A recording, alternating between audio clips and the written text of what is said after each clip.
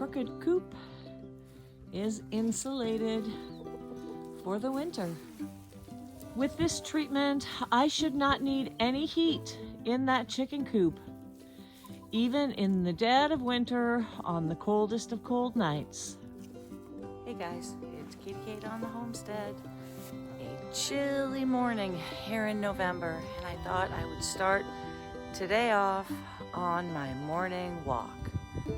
It's really beautiful out, and I'm bundled up, so I'm nice and cozy. I guess I'll recap yesterday. It's been a funky week. Most notably, my two turtles ate one of my pleco fish.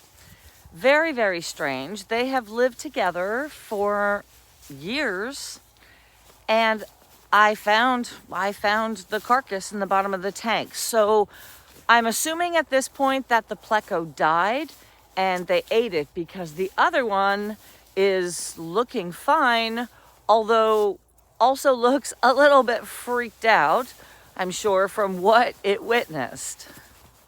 But that was kind of strange and surprising, and I liked that fish. I was sad about it. So I just buried what was left of him in my vegetable garden, and he'll be perfect fertilizer. At least he died in his tank. As much as I have really wanted to do some more staining, the weather just hasn't been good for it. It's a little cold, and unfortunately, my window may have closed for doing that kind of work. I think today it's finally cold enough that I should start insulating my chicken coop. I don't have to do a lot to it. It's pretty protected and cozy in there. These two windows are going to need to be blocked up somehow. And I do want to keep airflow in the coop. This side here has this mesh on it, and it does allow quite a draft, so I am going to block that up. Above the door, I do have some chicken wire, so that kind of acts as a vent. And considering it's not airtight, hopefully that'll give them enough airflow to prevent any respiratory problems that they might have being cooped up a little bit more in the cold weather. This trap is empty for the second day in a row. I'm very, very happy about that. And here are my supplies. I have a bunch of bubble wrapping, and then I have a bunch of clear plastic. I think this is pretty much going to be just a staple gun job. Last winter, when I covered everything up, I used a lot of thick, dark plastic, and that reduced a lot of light in the coop over the winter. This year, I'm going to have a different approach. I'm going to be using clear bubble wrap and clear plastic to try to just keep some of the wind out of it, but keep as much light as possible. Okay, well, that's bubble wrap and plastic on this wall.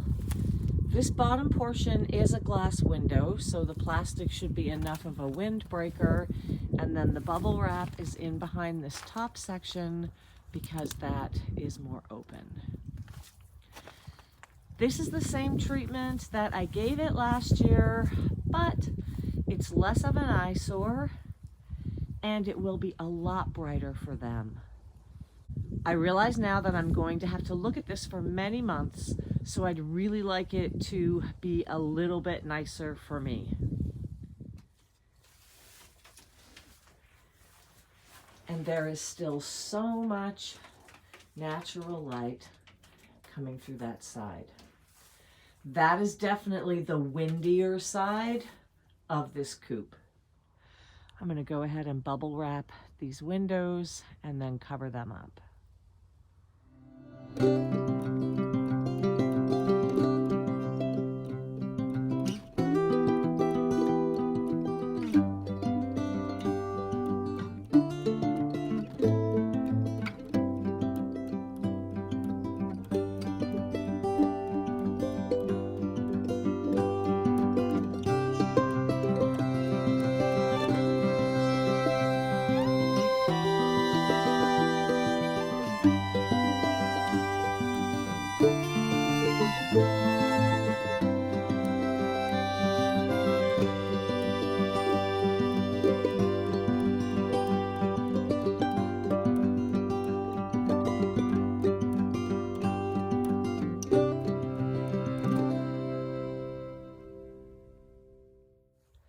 The bubble wrap insulation is a trick that I learned back in the city when I had my greenhouse and I was insulating it over the winter. I used to bubble wrap the inside. The bubbles hold air, and so that helps with the insulation. And that is still very bright. So one more to do.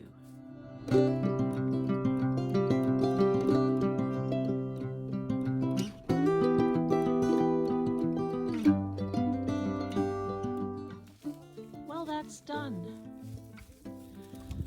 With this treatment, I should not need any heat in that chicken coop, even in the dead of winter on the coldest of cold nights. The crooked coop is insulated for the winter, just like that.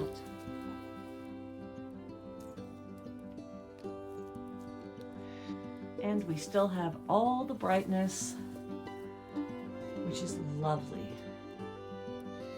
It was pretty dark in here last winter with the heavy plastic tarps over these areas.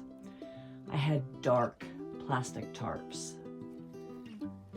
And there's our vent on the less windy side so that they can have some nice fresh air.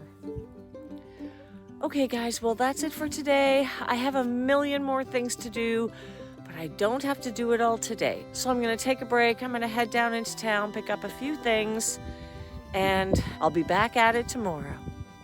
So until next time, happy, healthy living. I'm Katie Kate on the Homestead, and I'll see you later.